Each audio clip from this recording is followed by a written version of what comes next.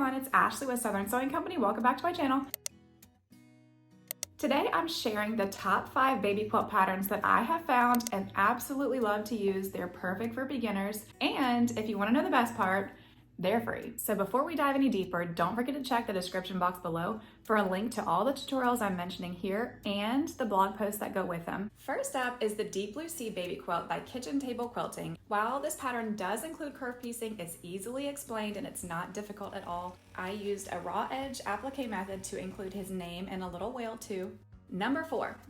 Free Gingham Pattern Quilt by Quilter's Candy. The Gingham quilt pattern will forever be one of my favorites because it's the pattern I used when our youngest son Cam was born. So the pattern is really versatile. You can use any combination of colors or pattern backing for the fabric, and it's still adorable. Number 3, Fat Quarter Friendly Stacking Blocks Baby Quilt by Talele. This was a one-day quilt. The pattern was super simple and it came together really quickly. It's also fat quarter friendly, so it's potentially scrap busting, which I really loved.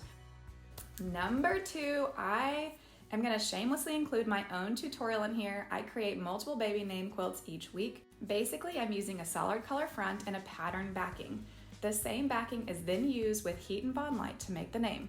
So last and certainly not least is my all-time favorite free baby quilt pattern, and that's the Lattice Quilt by Diary of a Quilter. This is my absolute favorite baby quilt pattern. I have made this since the very beginning when I started quilting, so you know it's beginner friendly. All the techniques that she gives you to use in it are simple, but they create such an interesting dynamic because everything is kind of set on the diagonal instead of sewing into rows.